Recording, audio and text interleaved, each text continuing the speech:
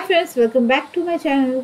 आज के आमी इजी मटर पनीर तरकारी এনেছি। এটাকে আপনি লুচি या फिर পরোটা या নানের সঙ্গে পরিবেশন করতে পারেন। এটা খেতে খুবই সুস্বাদু হয়। আপনি এটাকে ঘরে নিশ্চয়ই ট্রাই করবেন। আর কেমন লেগেছে প্লিজ কমেন্টে বলবেন। তো আগে আমি সবথেকে আগে কড়াটাকে বেশ গরম করে নেব, আপনি দেখতেই পাচ্ছেন। এরপর আমি কুকিং অয়েল ঢালবো। কুকিং অয়েল या फिर রিফাইন্ড অয়েল যা भी हो আপনি ঢালতে পারেন। ওটাকে আমি বেশ তেলটাকেও বেশ গরম করে নেব। ভালো মতন তেলটা কড়ার মধ্যে ছড়িয়ে বেশ গরম করে নেব।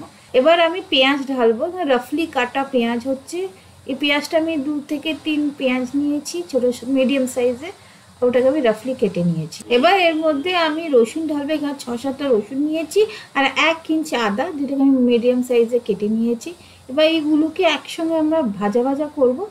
আপনি চাইলেন পনিরটাকে আগে থেকে ফ্রাই করতে পারেন। আমি ফ্রাই করি না পনিরটা, আমাকে বিনা ফ্রাই করা পনিরই তরকারি ঢালতে ভালো লাগে।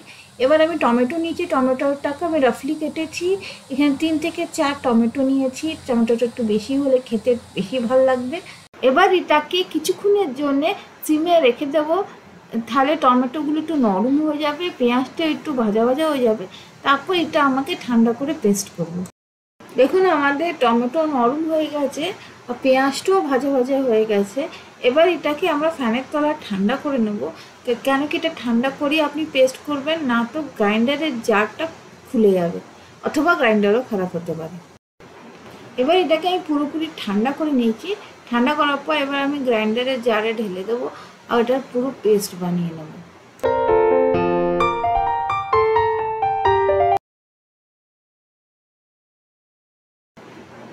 এবার এটাকে আমি পুরোপুরি পেস্ট বানিয়ে নিচ্ছি। পেস্ট বানাতে আমাকে 8 গ্লাস জলের মতন লাগলো। একদম পেস্ট করে নেবেন, একটু দানা না থাকে তাহলে আর টেস্ট আসবে না। তো চলুন এবার আমরা তরকারিটা বানিয়ে ফেলি। সেই সেম কড়াইতেই আমি তরকারি বানাবো। তো কড়াটা আমাদের গরম হয়ে গেছে। এবার আমি একটা বড় চামচ কুকিং অয়েল অথবা রিফাইন্ড অয়েল ঢালছি। আপনি চাইলে এর মধ্যে ঘিও ঢালতে পারেন। এবার এই তেলটা গরম হয়ে গেলে এর মধ্যে আমি একটা তেজপাতা, 8 চামচ জিরা ঢালবো। এবার আমার তেলটাও গরম হয়ে এসছে আর জিরাটাও ভাজা ভাজা হয়ে এসছে। এর ওপরে এখন আমি মশলা ঢালবো। মশলাটাকে একটু ভেজে রান্না করলে খেতে বেশি ভালো হয়। তো তেলের মধ্যে এবার আমি 8 চামচ হলুদ ঢালবো আর 1 চামচ ধনে গুঁড়ো, 1 চামচ লঙ্কা গুঁড়ো, 8 চামচ জিরে পাউডার। এবার এগুলোকে আমরা ভেজে নেব। এই মশলাকে কমই ভাজবো, কেন কি বেশি ভাজলে মশলা জ্বলে যেতে পারে। মশলা জ্বলে গেলে টেস্ট খারাপ হয়ে যাবে। তো আমার একটু ভাজা হয়ে গেছে। এবার আমি পেস্টটা ঢেলে দিচ্ছি, যে পেস্টটা আমি বানিয়েছিলাম। আর পেস্টটা ভেজে নেব যতক্ষণ পেস্ট থেকে তেল একটু আলাদা না হয়ে যায়। তার জন্য আমি এটাকে ভালো মিক্স করে নেব। পরিমাণ মতো নুন ঢালবো। এবার নুনটাকেও মিশিয়ে নেব। মিশিয়ে এবার সিম করে এটাকে ঢেকে রেখে দেবো 5 থেকে 10 মিনিটের জন্য, ততক্ষণ তেল মশলা থেকে আলাদা না হয়ে যায়। এবার 5 মিনিট হয়ে গেছে, মশলা থেকে তেলও আলাদা হয়ে গেছে, কালারও এর চেঞ্জ হয়ে গেছে। এবার এর মধ্যে আমি কড়াইশুঁটি ঢালবো। কড়াইশুঁটি তো ঢালতে হবে, কারণ কি এটা মটর পনির হচ্ছে। তো এখানে আমি 8 কাপ কড়াইশুঁটি ঢেলেছি। ওটাকে ভালো করে মিক্স করে নেব। এর মধ্যে আমি ফ্রোজেন কড়াইশুঁটি ঢেলেছি। আপনার কাছে ফ্রেশ কড়াইশুঁটি থাকলে ওটা ঢালতে পারেন। আর এবার আমি 1 কাপ জল ঢালছি।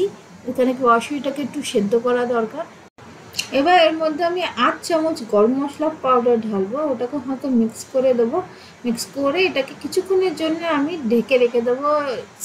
সিমে রাখবো, এই কড়াইশুঁটিটা ভালো করে সেদ্ধ হয়ে যায়। এবার কড়াইশুঁটিটা সেদ্ধ হয়ে গেছে, আপনি দেখতেই পাচ্ছেন।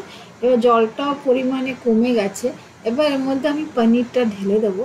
এখানে আপনি চাইলেন ভাজা পনিরটাও ঢালতে পারেন, আমি বিনা ভেজেই ঢালছি। এখানে আমি 250 গ্রাম পনির নিয়েছি। পনিরটাকে ছোটো ছোটো কিউবসে কেটে নিয়েছি। এবার এটাকে ভালো মতো মিক্স করে দেবো।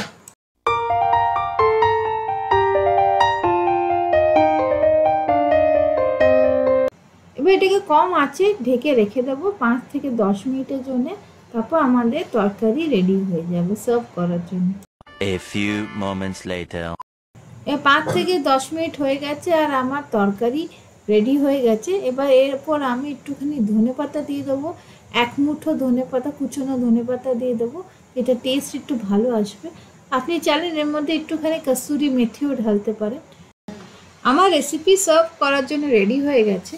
আর আমার রেসিপি আপনাকে কেমন লাগলো প্লিজ কমেন্টে নিশ্চয়ই বলবেন। আর যারা নতুন হচ্ছেন তারা প্লিজ সাবস্ক্রাইব করে যাবেন।